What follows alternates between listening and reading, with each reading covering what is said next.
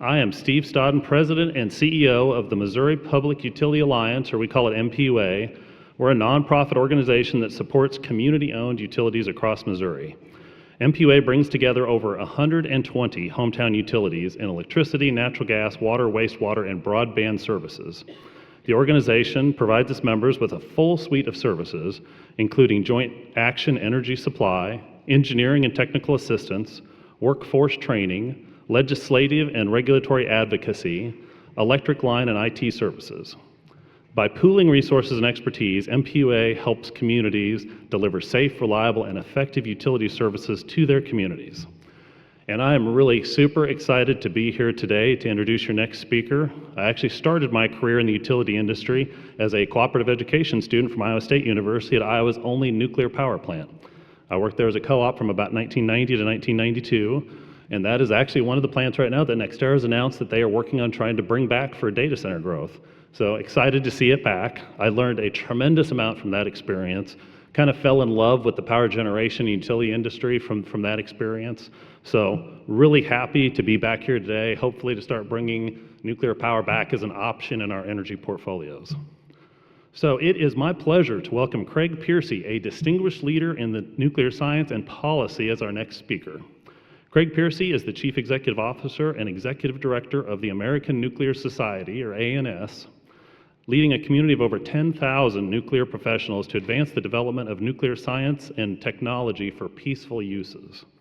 Since joining ANS as its first CEO in 2019, he has restructured the organization, launched a 24/7 nuclear news site, established offices in Washington, D.C. and Illinois, and created a rapid response task force to respond to media requests. These initiatives have bolstered ANS's ability to coalesce a community of nuclear experts, impact federal and state policy, and expand access to nuclear science education. In 2024, Craig was named as one of Washington, D.C.'s 500 most influential people by the Washingtonian magazine. Before joining ANS, he led the Washington office of the Bose Public Affairs Group and worked on Capitol Hill for 8 years. Craig holds a degree in government and politics from the University of Maryland, and he lives in Bethesda, Maryland. Today, Craig will share his insights on nuclear then and now. So please join me in giving a warm welcome to Craig Piercy. Thank you. Thank you. Well, good morning, everyone. It's really great to be here. It was a little bit difficult to get here, but I got here pretty much right around 8:30 this morning, which means that my presentation had to be shifted after Doug True's presentation, which means I'll be spending the next 45 minutes saying, like Doug said. But no, it's good to be here. As Steve mentioned, I am the CEO of the American Nuclear Society, and we are the professional society of the nuclear industry. So, if you think of Doug at the Nuclear Energy Institute, he sort of represents the Montgomery Burns wing of the of nuclear from The Simpsons. We represent the Homer Simpsons. So 11,000 men and women that work in utilities, work for suppliers, national laboratories, universities, government agencies. And so, we bring the perspective of people to the debate about nuclear technology. And so that's really going to be my focus for today. So like Doug, I did not take a straight track to get to nuclear. I really kind of fell backward into nuclear about 30 years ago, working on Capitol Hill for 2 senators and a member of Congress, and really sort of fell in love with the technology by working in the policy area. As Doug mentioned, the beauty of nuclear is its energy density. And so, like a friend of mine said, I came for the energy density and I stayed for the people, because it really is a good community. I also have another reason why, for me, nuclear is meaningful. So I was, a little over 20 years ago, I was diagnosed with stage 4 cancer. I went through a lot of treatment. I actually did an experimental form of immunotherapy, but also had both diagnostic and interventional radiology as part of that.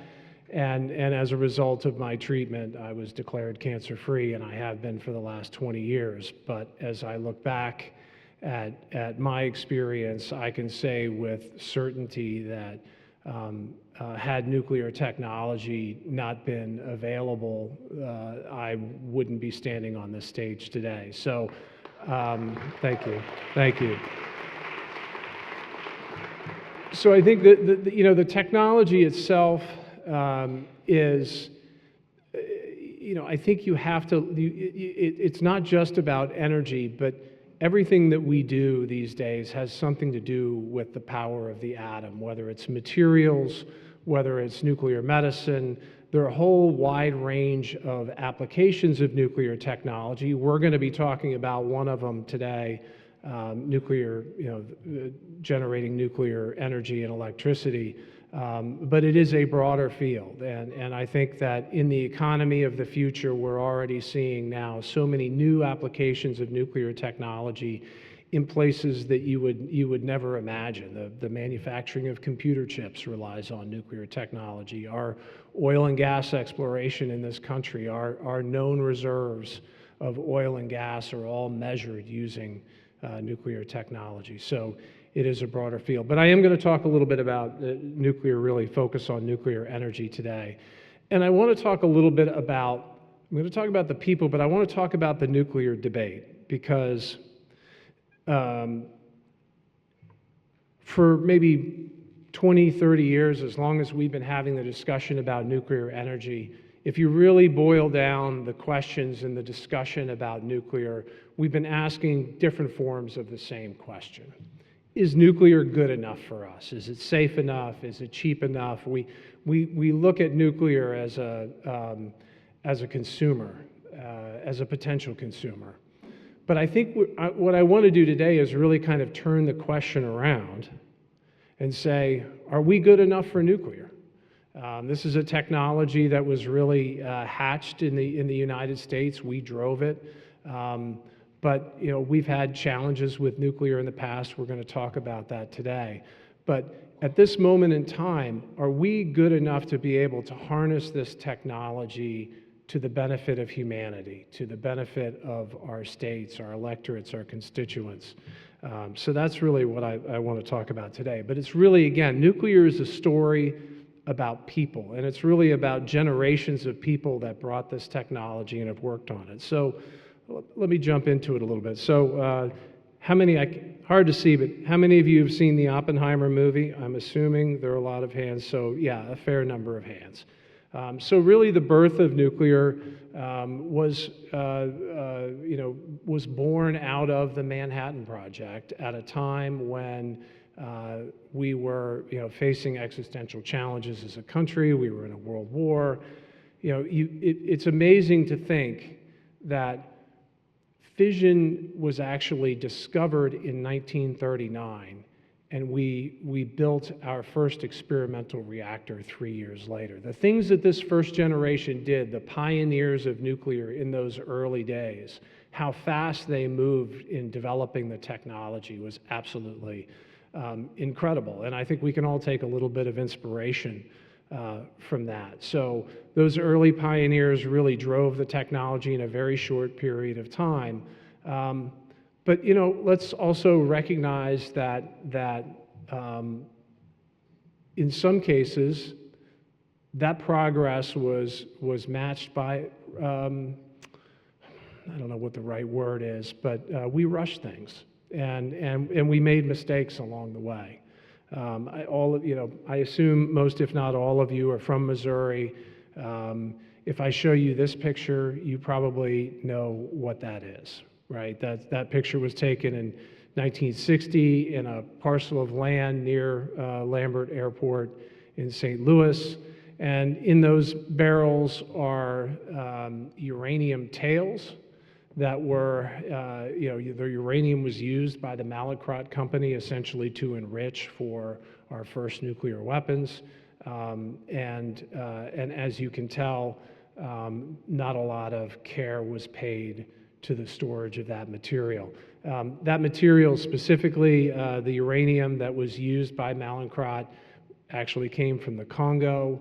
very, very high assay natural uranium, but it also had a lot of other radioactive products in it, most notably radium and thorium, that each have their their radioactive profile, and so those probably, if you think about the uranium, the yellow cake uranium we use today to make fuel for our nuclear reactors, that particular flavor of uranium from the Congo had probably 400 times as much radioactivity as the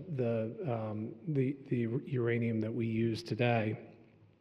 And after we were done with it, we put it there and we left it there for a period of years where some of those containers are open, as you can see. The material flowed out, dispersed through wind and water, and found its way to the neighboring Coldwater Creek. And so in the 1950s, in parts of Coldwater Creek, we saw a significant accumulation of those radioactive materials, and that sort of moved its way through the watershed.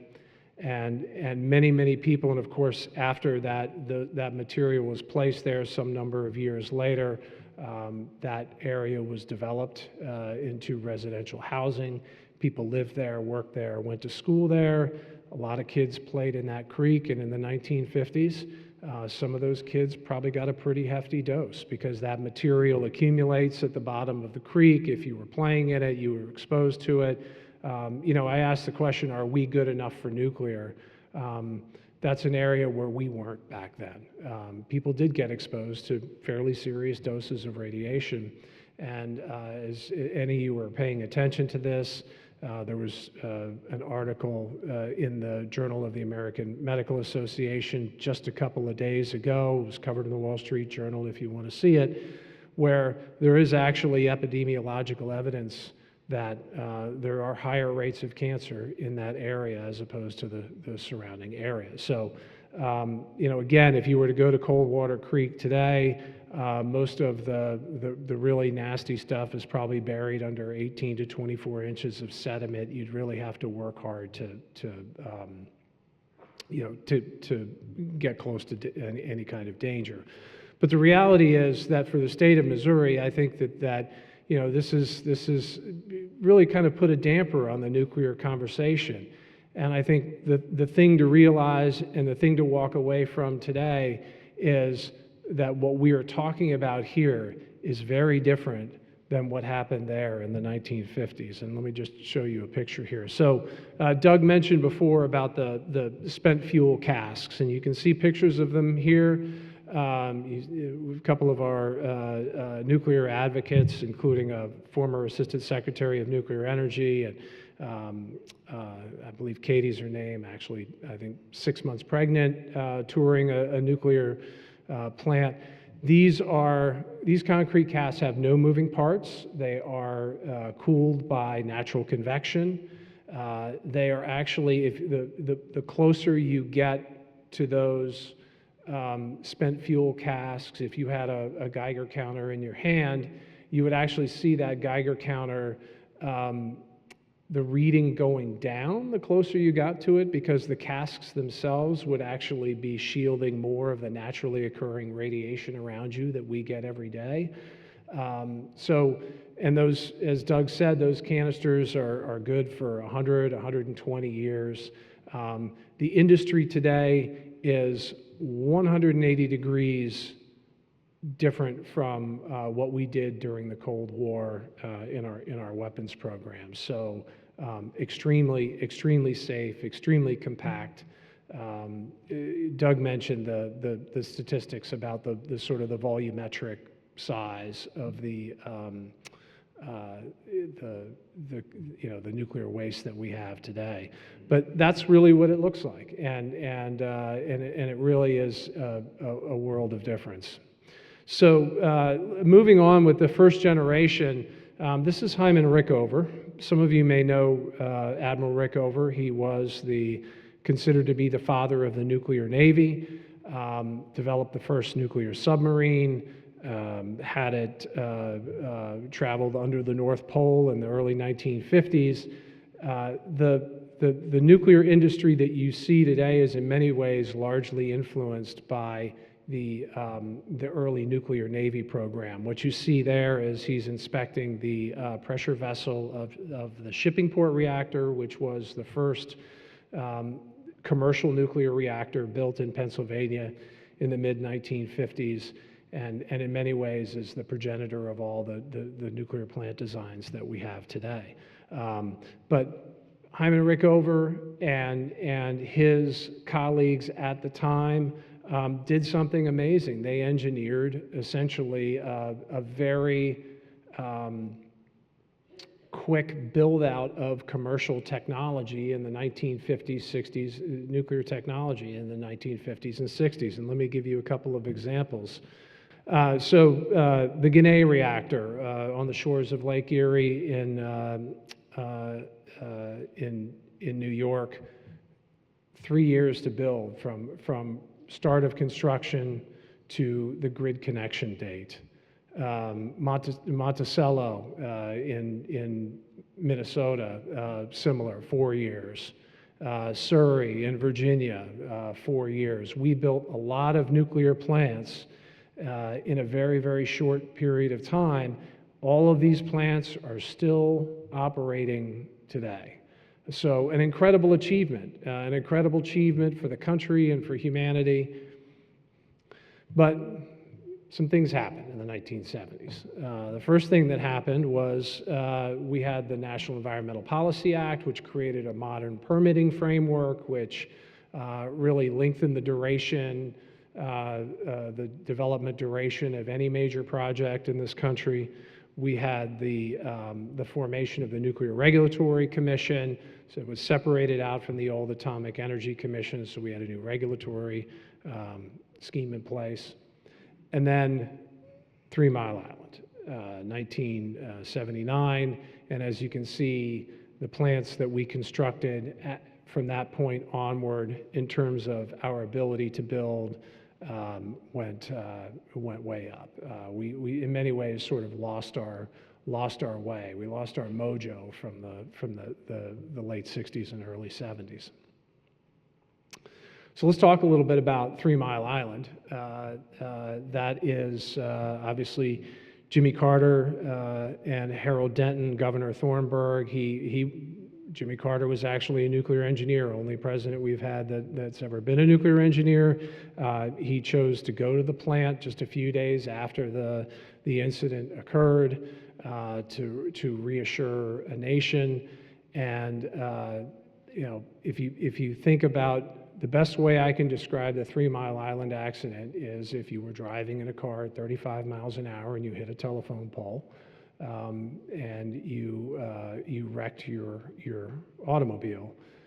But you walk away from that without any injuries at all. Now, obviously, the car is damaged, the airbags have gone off, but the reality is that just like that accident, there were no injuries, health consequences related to the 3 Mile Island incident. But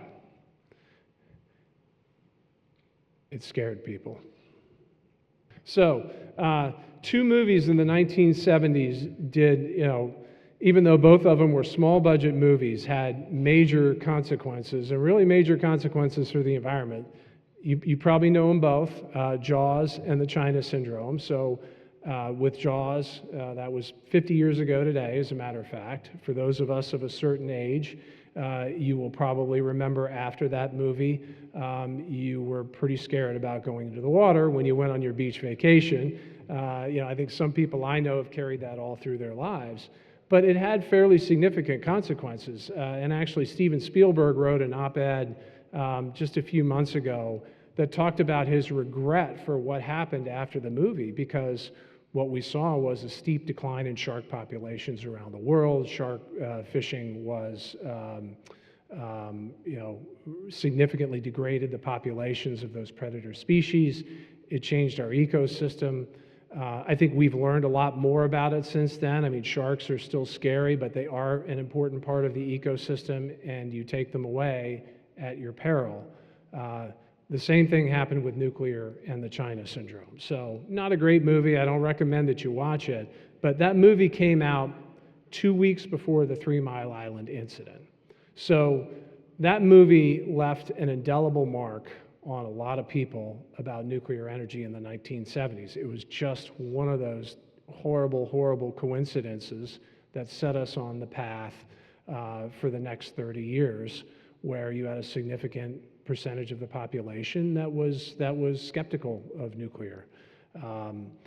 But I use this also as a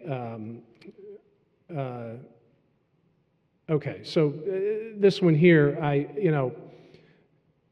if you want to think about the fear that we have, these are actual headlines from local media outlets, some of which in Missouri, that talk about gas leaks. And gas leaks kill people every year.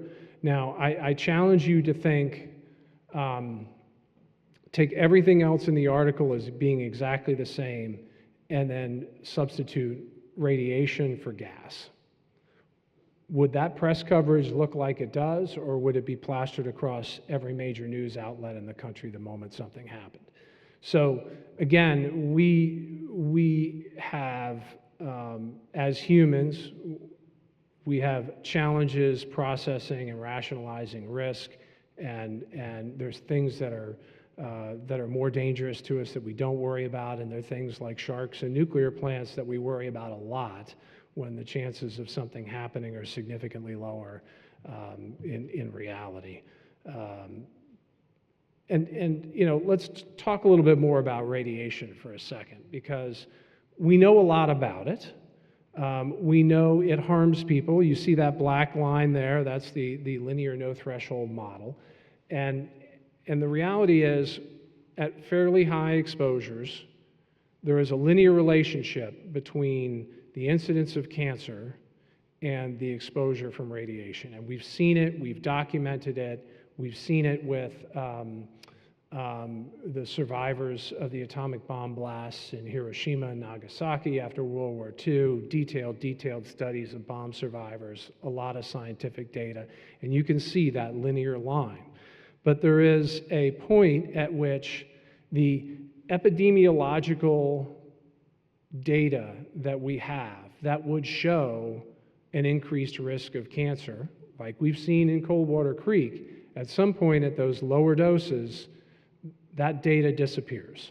And it disappears into the noise of lifestyle and diet and overall fitness, and the fact that roughly 40% of us at some point in our lives are going to have cancer. So what happens at those lower doses, we can't see direct evidence of in population. We can't look at Coldwater Creek, obviously some higher doses there, and we see an epidemiological signal.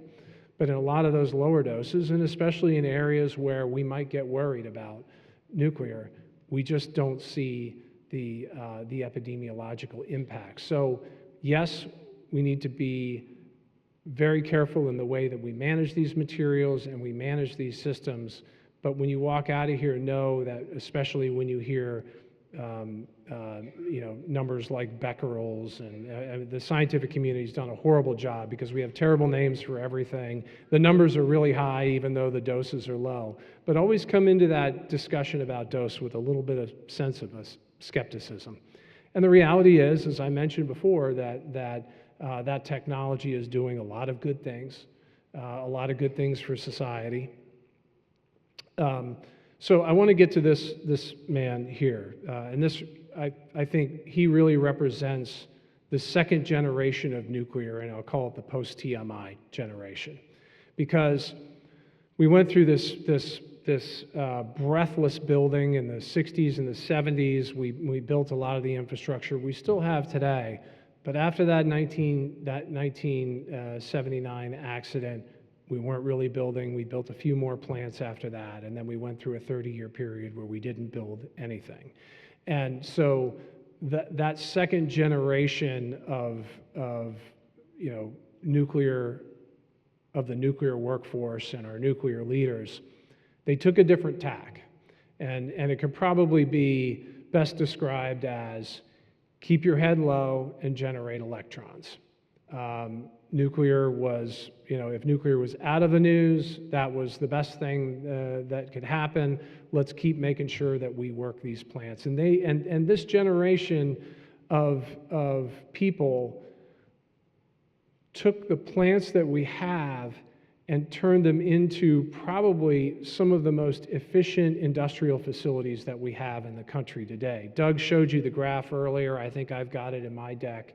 But 92.5% uptime. If you've ever seen an outage for a nuclear plant, 10 days, 2 weeks, they're choreographed like a Formula One pit stop. Everyone knows what they're doing, when they're doing it, and it really does come down to the second generation of people who really made nuclear the most efficient that it could be in an environment where they had to be efficient in order to survive.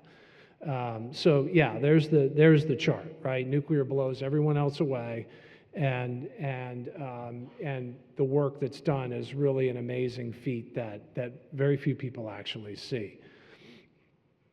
And Doug showed this slide too, but I think it's important to reflect on this sort of interruption in the growth curve of our electricity demand. You can essentially draw a straight line from 2007 to 2021 in terms of the electrons that we generated in this country, and it was essentially a flat line. And so, there are a lot of reasons for that. A lot of our manufacturing left the U.S. and went to other places. We became more efficient in our energy use. We weren't, there was a time where we really didn't need a lot of additional electricity because what we had was good, and if something reached the end of its life, we could replace it, right? Natural gas plant, windmills, some solar panels, and you're good to go. But of course, you look at where we are now, and really starting in 2021 and beyond, and that curve, as Doug showed in his graph, is going right back up again, and it's going back up in a fairly major and significant way. Here's the irony. So here we are now. So not too long ago, maybe last year, Constellation Energy actually made the decision to reopen one of the plants at 3 Mile Island. And they've called it the Chris Crane Energy Center. Chris was ended up being the CEO of Constellation, sadly passed away a few years after his retirement. But what a turnaround when you see that a plant that is notorious for a nuclear accident, a plant site, to have a plant that was closed, reopened, and is providing energy to Microsoft for its data centers and soon increasingly artificial intelligence. It's an incredible turnaround. The world has moved on from those times in the 1970s, and we can't let those days and what we know about nuclear from that time impact our thinking about today. So now we're talking about the third generation of nuclear professionals. So as a society, if you would have come to one of our meetings 10 years ago, it would have been a lot of people that looked like me with my hair color, and we were not known for our youth and vitality. Now, 10 years later, today, we actually have more members, more of our 11,000 members are under the age of 40 than they are over 65. There is a new generation of professionals that look different, that come at the nuclear issue different. These are not people that want to keep their head low and generate electrons. These are people that have come to and chosen a career in this technology because they really do believe that the technology has immense potential to benefit humanity, and they wanted to dedicate their careers to making that happen. So let's talk a little bit about that. So again, data centers. We've heard we've heard the energy, the projected energy demand from data centers and AI. This is one of many charts out there that you can that you can find. And again, as Doug said, AI is a heavy energy consumer. So again, single interaction with a large language model like a Claude or a ChatGPT, 1 hour of a low watt LED light bulb. But one generated AI image equivalent to the power necessary to charge your phone from 0 to 100%. Now, and you can do this very easily today, you can make a 5-minute 4K resolution AI generated video. You can do it with a couple of sentences of text, tell it what you want, and it'll come up with it. The energy equivalent of driving roughly 40 miles and sometimes more in an electric vehicle. And so you can imagine how, when you add up all of those queries, like I did a large 1080p picture for one of my previous presentations. I think I had to do it 20 times to get it right. 20 prompts and 20 edits to get it right. All of those things take major energy. You think about your phone. Right now, your phone requires the energy of a refrigerator just to run the apps on the phone, just to be able to access the cloud and get the information and the processing from the cloud. So it's big, it's coming, and every day we're seeing that as being more durable. And then if you're interested in how we can reduce the carbon intensity of our power generation in this country, you should see this slide, because the graph on the left shows you that if you're not doing it with nuclear, then you're essentially overbuilding other resources that don't have as high a capacity factor.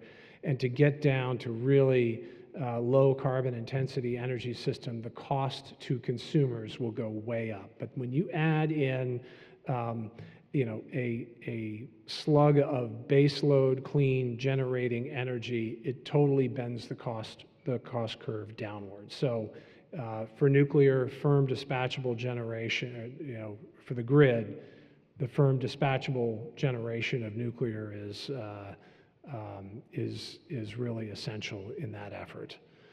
And then, a lot of our people that come into industry are realizing that there are almost 2 billion people that are in true energy poverty, that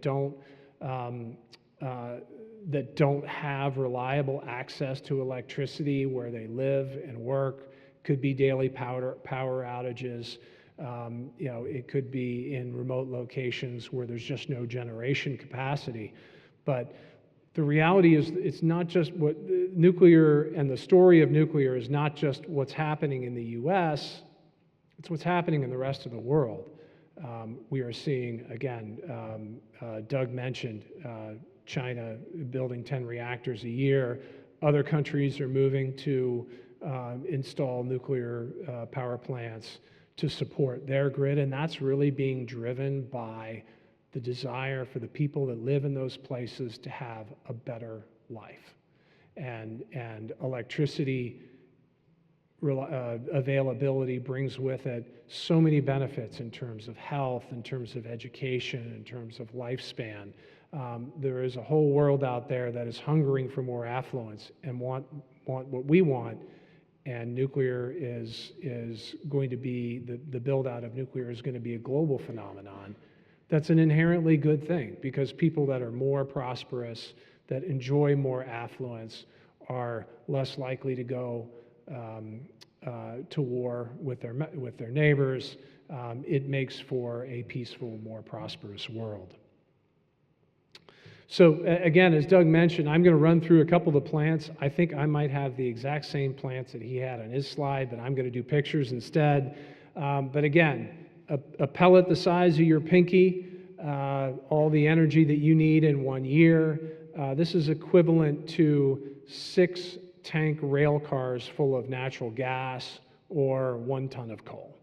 So, amazing energy density in nuclear. Doug mentioned the AP1000. We built 3 and 4 in Vogel, connected them to the grid last year.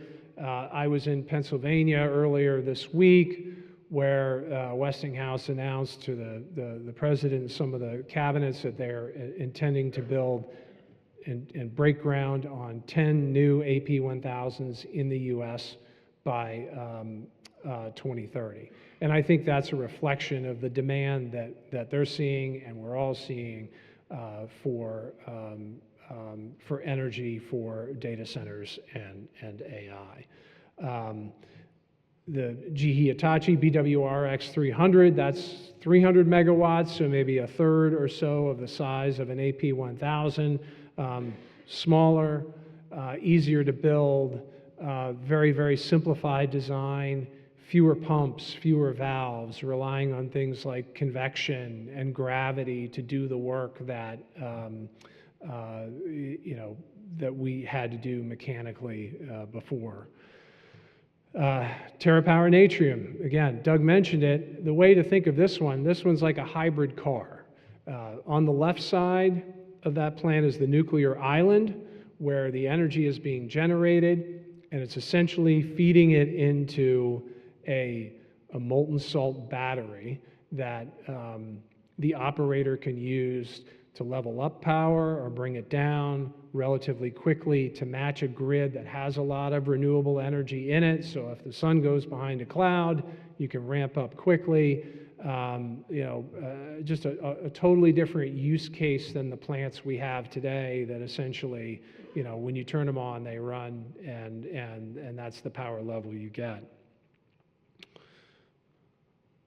Again, Kairos, this reactor is being built in Tennessee right now at the Clinch River site. They have a permit for construction. Again, smaller reactor, smaller reactors, molten salt, uses TRISO fuel. And let me just talk about the X-Energy plant for a second. You see that picture on the left there. Those balls are essentially roughly the size of a billiard ball, and it's kind of like a peanut M&M, really, where it's got the candy shell, it's got the peanut in the middle. Essentially, all of the radioactive material, the nuclear fuel in each of those pellets, is contained within that hard shell. So the plant itself essentially looks like a giant gumball machine. You drop one every 73 seconds. One of those balls drops into the top of this big gumball machine, and you pull one out of the bottom, test it. You might put it back up in again, or you might, it might roll away as, it might be stored as waste. But a really, really simple design with high temperature heat that, in this particular case, is going to be used by the Dow company in Seadrift, Texas, to power their chemical processing facility there. And then you have the Aurora powerhouse. It's a heat pipe reactor. So simple. No cooling loops. They have pipes that essentially bring the heat out from the core of the reactor that allow you to turn that into electricity, but something that can be run for years without fueling. A lot of these smaller designs, you bring them in, you run them, you take them back. They're all serviced at the factory. Okay, so I want to kind of finish up on this because we talked a little bit about cost.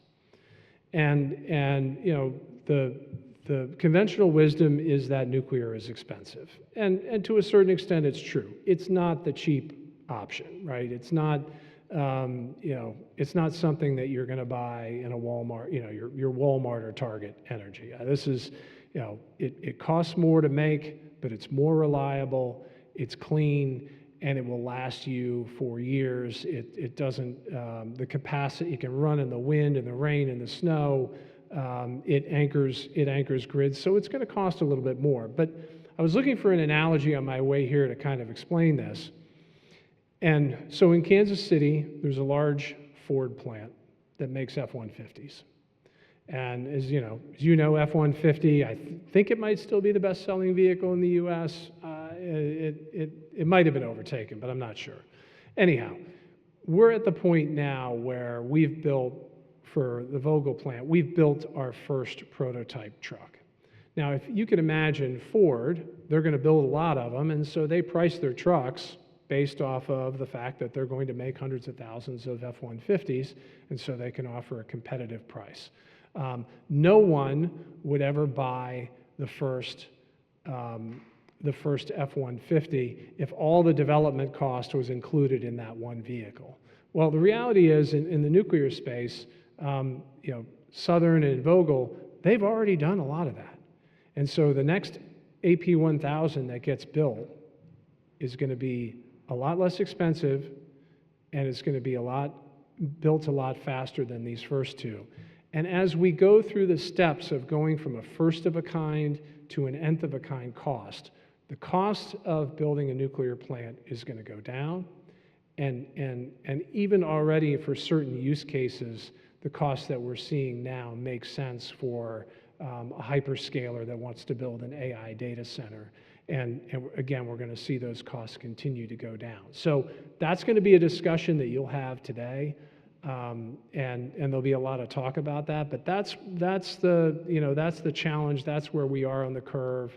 We hope to see some more policy support from Washington in that area, but that's where we're headed. And when we get there, the challenge is going to be, how do you find a reactor developer that has room in their production schedule for a reactor that you want to buy, right? The old story about if you're not first, you're last. What was that, Talladega Nights or something? But the reality is the first movers are in the process of locking down their financing arrangements, and we're going to see a lot of news in the next couple of years. But then the biggest challenge is going to be, how do we scale up the supply chain? How do we scale up the workforce? We need 235,000 new people entering the nuclear field in the U.S. by 2033. That's the DOE estimate. But we need a lot more people coming into this industry, and we need to see microreactor plants building a plant a week or a plant a month. But I'll leave you with this, which is, the goal of the discussion here today is to open a discussion and consideration about new nuclear in Missouri, as I understand it. And there's going to be a lot of discussion about the how and the when and the what plant design and how much is it going to cost, the how, the what, the when, the time schedules. But there really shouldn't be any question about the why. And the why is that nuclear is what you build for the future that you hope for. So I put these two pictures up because they represent two very different futures for humanity or a particular community. On the left, and look, I know some people that would be very happy to live in a yurt with AA batteries and be at one with nature, but that's not the world that we live in today. What we are doing now and what nuclear is part of is building the foundations for our future economy, our future affluence, and that takes investment. That takes large capital projects with a lot of upfront investment that takes some time to begin generating revenue. But it's the investments that we make now that provide the fundamental basis upon which our future economy grows and the kind of jobs we have and the kind of affluence our communities enjoy. And so nuclear is a part of that. And I think the conversation today will hopefully enlighten all of you in some way and provide you with more a more granular understanding of the technology and its potential, but recognize the why. The why is about building the future, and those communities that don't invest in and don't prepare for the energy demand growth of the future are the ones that are going to be left behind. So, nuclear is one element of that solution. There are a lot of other things that go into that in order to have a comprehensive strategy for how you meet the challenges of the future. But I look forward to the conversation today. I appreciate your time, and I wish you well in the deliberations ahead. Thank you very much.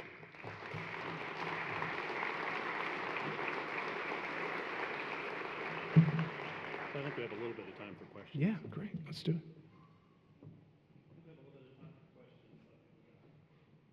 Well, that was a great presentation. Thank you very much. Tons of information there. A couple of questions that kind of come to mind. So from a utility perspective, we really like to be able to make sure we're controlling all of the inputs into our facilities so that, as an essential service, we don't have to rely upon things that are outside of our control, or to the extent possible, we don't have to. So for coal plants, we have domestic coal. For gas plants, we have domestic natural gas. What does the fuel sources look like for new nuclear plants? Yeah, so there are a couple of different phases in that, right? One is there's the uranium and the availability of uranium. So thankfully, there is broad availability from uranium that come from politically stable countries around the world, including the U.S. Canada's a major supplier. We also see, Kazakhstan, Australia. So it's a fairly mature, globalized market for uranium. And then you have, not to get into too much detail, but there are a couple of intermediate steps that you need to do, conversion of it to a gas so it can be enriched. And then enrichment capability is really one of the key things right now, and it's something that both the previous administration and this administration have invested heavily in supporting new domestic enrichment capability, because the reality is that we became very reliant on Russia and its enrichment capability, and I think the events of the last few years have created a bipartisan agreement that we have to move away from that. We need to bring that back to the U.S., and so we're seeing new enrichment projects being planned, moving into the construction phase so that it can meet this additional demand as we see it beginning to filter in the next 5 to 10 years. Okay. Thank you very much for that. What does our spent fuel reprocessing look like? Is that an option? I think if I remember right, France is very involved in that. So I don't know what that looks like for our industry. Yes, no, it's there's an area of it's an area of significant excitement. And the first thing I'll say is, and I tell this to all the people that I speak with and our members, is we should just call it recycling. Because recycling feels good, reprocessing is that's what we use in the business, right? And you'll meet a nuclear expert and you say, well, there are differences between the two. But I tell them, yes, but reprocessing sounds like the burgers that you get, the frozen ones, like the pink slime. But there's a lot of interest and excitement, and the technology is advancing to be able to recover some of the usable energy in spent fuel. So if you actually take the average spent fuel rod, 95% or more of the potential energy that's in that spent fuel rod still exists in there even after it's been used in the reactor. Now, France made a decision, a policy decision, to recycle all of its, recycle its fuel, back in the 1970s and 80s. We didn't do that because uranium was relatively inexpensive for a long period of time. There wasn't an economic motivation to do it. We adopted what's called the once-through fuel cycle, which we use it once and then we plan for disposal. But we're seeing companies that are emerging saying, hey, give us access to some of that spent fuel. We think we can derive valuable products out of it. And we also see advanced reactor companies that are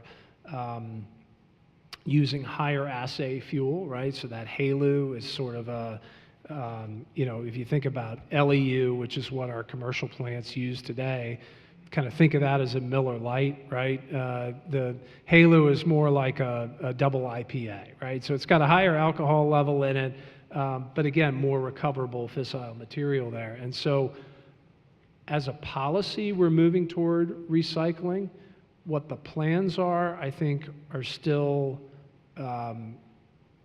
somewhat in question, because I think there are two ways you can do it. You can do it like France, where they built multi-billion-dollar government facilities and just said, we're going to do this. I don't think that's how it's going to work in the US. I think companies are going to find ways to create value from existing stockpiles of used fuel. I think that's going to happen over the next 10, 20, 30 years. And I think we're going to see a lot of progress on it, but exactly what that looks like, we don't know. But in the meantime, let's not be hasty and put this stuff in the ground when it has real value in it. And thankfully, because of the mature storage technologies that we have, the fuel that we have today, as Doug mentioned, can be there for 100 or 120 years, and at most, you pull it out, you put it in a new, fresh cask, and we move on. Ultimately, we'll need a deep geologic repository, either for fuel or some of the particularly nasty byproduct material that comes from recycling. But when you recycle, the half-life of that material goes down. So you're talking about hundreds of thousands of years instead of 100,000 years for spent fuel. So I think we'll figure it out. The message that I give to everyone is we don't need to rush this, right?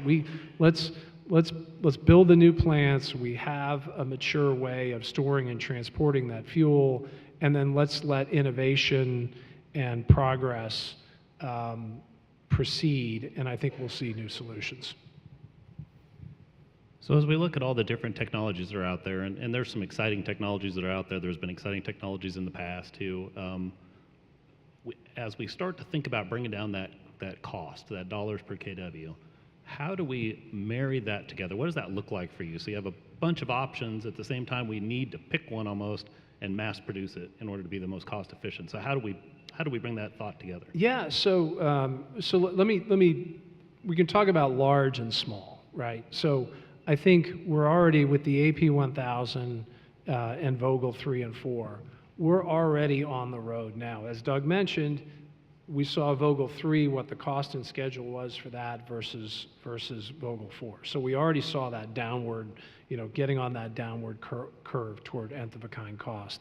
I think by Westinghouse saying this week they want to build 10 new plants, that's a signal to suppliers that if you are part of that supply chain, you're not just doing it for one plant, you're doing it for 10, which allows then the supply chain to make investments in equipment, investments in people, to be able to meet that demand coming forward, and that's going to continue to bring costs down. Now on the small side and on the micro reactor side, now you're talking about building one a month or one a week.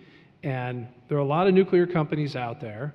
I don't think all of them will make it to the promised land, but I firmly believe some of them will. They're going to figure out the economies of production to be able to start really churning those out, getting them fueled and getting them operated. So somebody is going to, there are companies that are going to figure this model out and do really well. So kind of your crystal ball a little bit. I know crystal balls are always a little fuzzy, but if you look back in the history, and one of my former coworkers reminded me of this, when we looked at coal plants built in the 50s, the thought process was that future units would be nuclear units there. In fact, that was stated in a lot of the literature as these new units that come online would be nuclear. In fact, there was the whole too cheap to meter, back in the 60s. Yeah. But today, I think we would think, boy, it's almost impossible to think we're going to replace a coal unit with like a nuclear unit. But that is where all the infrastructure is. It's where all of our substations are at. It's the perfect location to put some of these SMRs. Do you see a time where we're going to get to a point as a country that the regulations and the siting studies and all of the processes to put these in will allow us to put them in a place of a former coal unit? I think we're on that. I think we're on the way right now. I think if you look at a nighttime picture of America from space, and you look at the Midwest, the grid is sort of remarkably ordered in terms of north and south, east and west, and at every intersection there's a 200, 300 megawatt coal plant, or maybe some are gas plants now. Again, perfect place to site a reactor. As Doug mentioned, 60 to 75% of the workforce is really just working on large civil industrial infrastructure as opposed to the sort of the specific nuclear related aspects of running a plant. A lot of those people can be, reskilled, upskilled. What I love about the nuclear plant is if you look at a gas plant, a natural gas plant, 75% of the cost of operating that plant is the purchase of the fuel commodity, and 25% is labor. If you look at a nuclear plant, it's essentially flipped, right? Where fuel is really not that big of a cost of operating a nuclear plant, but it's the people that you pay for in a nuclear plant, and that translates into good jobs. So I do think it's coming. I think that this administration and the executive orders has put a marker down to say we want to see change and we want to see it happen quickly. I think we have to be patient and realize that it's not going to happen overnight, and we've got to